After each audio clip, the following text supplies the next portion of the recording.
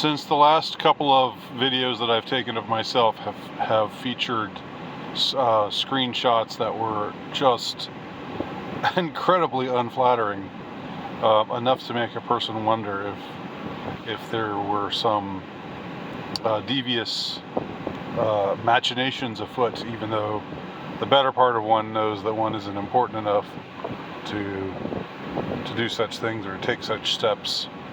But just look at the last couple of when I say screenshots, I meant thumbnails.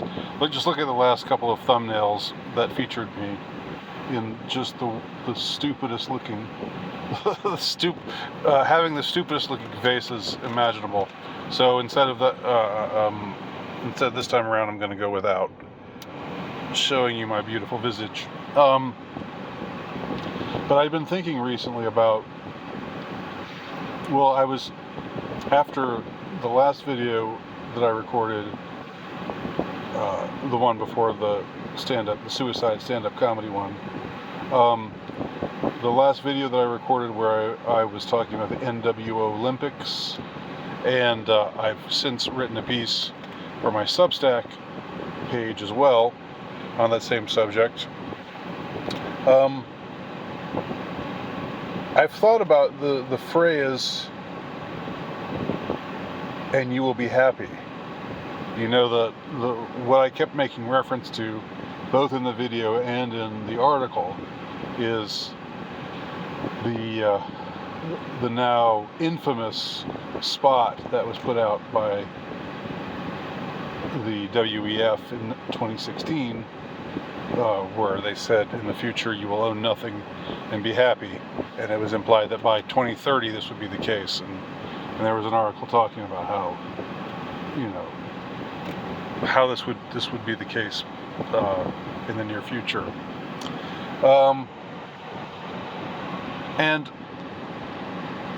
this is a very elementary thing, but I don't think it had occurred to me before, and that is that there are two ways of reading the phrase, "you will own nothing and be happy." And actually, what made me think of this is when I was younger, my father would sometimes do this shtick when, I don't know where he learned it from, but it was sort of a Colonel Klink-like caricature of a German interrogator, an interrogator with a German accent, with Klaus Schwab.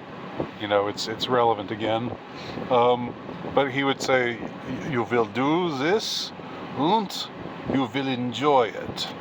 And that might be a direct reference to something in popular culture. I don't know, but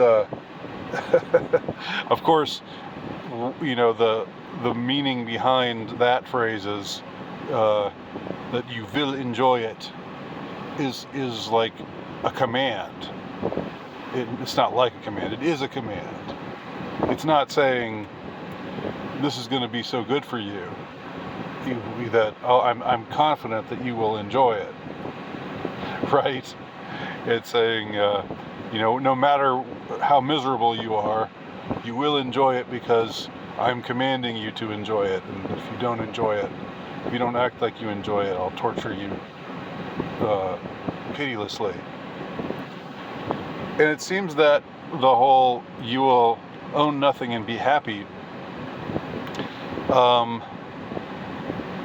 that can be understood two ways. It can be understood as them saying, well, this is the way the world's going to change, and you're going to be surprised at how happy you are. You don't think it doesn't seem like a situation where you'll be happy, but in fact, it is. It's your heart's desire, and you'll discover that in the future that we have planned for you, that owning nothing will be the thing that makes you happy, right? But the other way of seeing it, which maybe I'm just dense, it just didn't occur to me to think of it this way until recently. You know, when I was thinking about my dad and his German interrogator shtick, was that it could also be seen as you will be happy, meaning we command you to be happy. We're going to be running your life.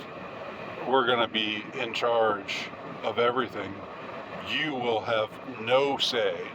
You will have no power. Hence the owning nothing, right? We'll own everything. You'll own nothing. And you're going to be happy because we'll command you to be happy. Whether you're happy or not, you will be happy, if that makes sense. Sort of like the ironic final sentence of 1984.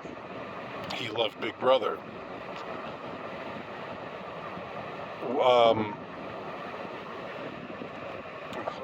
What's his name? Smith. Winston Smith. When he discovers that he loves Big Brother, he doesn't really love Big Brother. He's been tortured to within an inch of his life. He's lost his will. And so now he's been, the shell of a person that he's become after this extreme torture.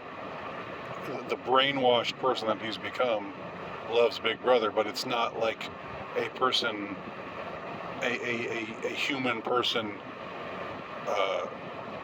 actually feeling the love that a human person feels for another person, or for whatever, for a country or a place, or the real love that comes to us naturally. This is a quote unquote love that is not natural, that is far from natural, that is unnatural, but that he's been, since he's been reduced to just a shred of what he used to be. He loves Big Brother in his extremely diminished, extremely